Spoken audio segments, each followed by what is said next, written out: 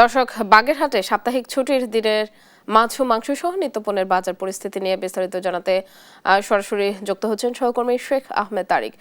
তারিক, বাজারের পরিস্থিতি কেমন দেখছেন? ক্রেতারা কি বলছেন? জি, আসলে বাগেরহাটের যে আজকের যে বাজার দর সেটি আসলে পয়লা রমজানের সাথে যদি তুলনা করা হয় সেক্ষেত্রে কিন্তু আজকের বাজার দর অনেকটাই কম রয়েছে।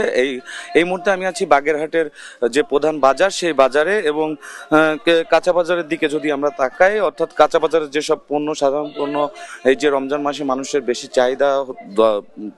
চাহিদা থাকে, অর্থাৎ যে খিরাই, তারপরে বেগুন, যে সমস্ত পণ্য রয়েছে, আমরা দেখেছি যে পয়লা রমজানে যে বেগুন, খিরাই এগুলো প্রায় 100 টাকা কেজি করে বিক্রি হয়েছিল, সেগুলো আজকে 60 টাকা থেকে 70 টাকা এরকম কাছাকাছি দামে বিক্রি হচ্ছে, অনেক কমে। এবং আমরা যেটি দেখেছিলাম কাঁচা বাজারে সব থেকে বেশি যে দাম উঠেছিল যে পণ্যটির, অর্থাৎ লেবু হালি প্রতি প্রায় 100 থেকে 120 টাকা বিক্রি হচ্ছিল, যেটি আজকে মানে প্রায় 40 থেকে 60 টাকা করে বিক্রি হচ্ছে আজকে সাইজ অনুযায়ী।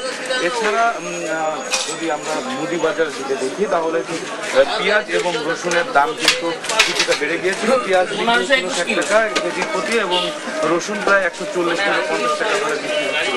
তবে আজকে যেটি সকালবেলা থেকে দেখা যাচ্ছে যে পেঁয়াজের দাম কিন্তু কমে 40 থেকে 45 টাকা কেজি প্রতি বিক্রি হচ্ছে, এবং যে দেশি রসুন, এটা নতুন যে রসুন এটি 80 টাকা করে বিক্রি হচ্ছে, এবং পুরাতন রসুন 100 টাকা করে বিক্রি হচ্ছে। অর্থাৎ পেঁয়াজ এবং রসুনেও দাম কমেছে। এবং আমরা যদি মাছের বাজারে দেখি, অর্থাৎ সাদা মাছ থেকে শুরু করে যে সাগরের মাছ, সব ধরনের মাছেই কিন্তু অনেকটাই দাম কমেছে। প্রায় প্রতি কেজিতে মাছের আকার ও সাইজ অনুযায়ী আপনার 50 টাকা থেকে 200 টাকা পর্যন্ত কিন্তু দাম কমেছে। তবে সব ধরনের পণ্যের দাম কমলেও ফলের বাজারে কিন্তু এখনো সেই পুরনো দামই রয়েছে, অর্থাৎ দামটা বেশি রয়েছে। সাধারণ মানুষের যে চাহিদা রয়েছে সেটি, যে ফলের বাজারেও দামটা নিয়ন্ত্রণে আনার জন্য তারা প্রশাসনের কাছে প্রত্যাশা করছেন।